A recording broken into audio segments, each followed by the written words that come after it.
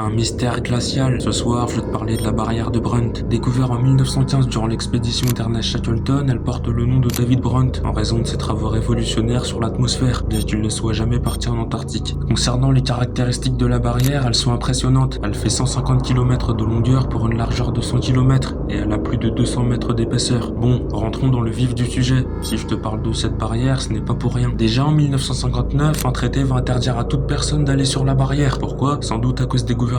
Ils doivent planquer quelque chose là-bas. Ensuite, il y a la théorie d'une autre civilisation. Mais il faut savoir que c'est très difficile de survoler la barrière pour apercevoir le bout. Car en mer de Weddell, les avions ont un gros problème magnétique, ce qui est super bizarre. De plus, il n'y a aucun aéroport à proximité, donc impossible de tenir. Et pour revenir à la théorie, certains affirment qu'il y a même un autre monde. Pour conclure, il y a deux icebergs massifs qui se sont séparés de la barrière. Ce sont le A81 et le A74. Et pour tout vous dire, ils sont très dangereux, parce que s'ils coulent, c'est plus de 564 km3 d'eau qui vont fusionner avec l'océan. En gros, ce serait une catastrophe mondiale. Bref, dis-moi ce que tu penses de cette barrière et de ces théories, et abonne-toi.